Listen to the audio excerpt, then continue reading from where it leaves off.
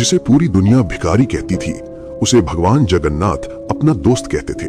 और एक रात उसी दोस्त के लिए भगवान खुद थाली उठाकर दौड़ पड़े। उड़ीसा के जाजपुर इलाके में बंधु मोहंती नाम का एक आदमी रहता था, बहुत गरीब। इतना गरीब कि आज क्या खाएंगे ये उसे सुबह उठते ही नहीं, रात सोते वक्त भी पता नहीं होता था।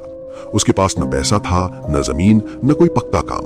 वो अपनी पत्नी और 2 छोटे बच्चों के साथ भीख मांगकर किसी तरह जीवन चला रहा था।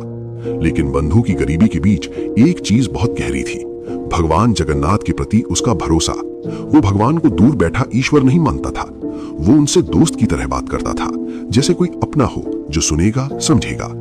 एक साल भयानक अकाल पड़ा। कई दिनों तक घर में चूल्हा नहीं चला। बच्चे भूख से रोते थे, पत्नी लाचार होकर चुप बैठ जाती थी। लेकिन बंधु कभी शिकायत नहीं करता था। वो बस इतना कहता था, सब ठीक होगा, जगन्नाथ है। एक रात जब हालत बहुत खराब हो गई, बंधु ने अपनी पत्नी से कहा, आज चलो मेरे एक दोस्त के घर चलते हैं, वो हमें भूखा नहीं रहने देगा। परिवार को समझ नहीं आया कि वो किस दोस्त की बात कर रहा है, लेकिन मजबूरी में सब जमीन पर सो गए। रात भगवान जगन्नाथ एक ब्राह्मण के रूप में बंधु के पास आए। उन्होंने उसे जगाया और कहा, बंधु, मैं तुम्हारे लिए खाना लेकर आया हूँ। उनके हाथ में तरह तरह के पकवानों से भरी थाली थी। बंधु की आंखों में आंसू आ गए। उसने भगवान को बैठाया, बच्चों को जगाया और कई दिनों बाद पूरा परिवार पेट भरकर खा पाया। उस रात सिर्फ पेट नहीं भरा था, भरोसा भी जिंदा हो गया था। सुबह जब मंदिर का भंडार खोला गया तो पुजारियों ने देखा कि भोग की एक थाली गायब है। खोज करते करते वे बंधु के घर पहुंचे और वही थाली उसके फटे कपड़ों में लिपटी मिली। किसी ने उसकी बात नहीं सुनी। उस पर चोरी का इल्जाम लगा और मंदिर के सेवकों ने उसे पीटा। मार खाते हुए भी बंधु बस यही कहता रहा, जगन्नाथ जानते हैं।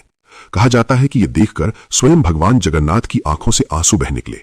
उसी रात उन्होंने पुरी के राजा प्रताप रुद्र को सपने में दर्शन दिए और कहा, यह मेरा भक्त नहीं, मेरा दोस्त है, इसका अपमान मेरा अपमान है। सुबह राजा खुद बंधु के पास पहुंचे। उन्होंने पूरी बात समझी, उससे माफी मांगी और उसे सम्मान दिया। राजा ने आदेश दिया कि बंधु मोहंती और उसका परिवार हमेशा श्री जगन्नाथ मंदिर की सेवा से जुड़े रहेंगे। कहते हैं आज भी उसके वंशज जगन्नाथ मंदिर की सेवा में लगे हुए हैं। ये कहानी चमत्कार की नहीं है, ये कहानी उस दोस्ती की है जहां भगवान भी थाली उठाकर दौड़ पड़ते हैं। जय जगन्नाथ।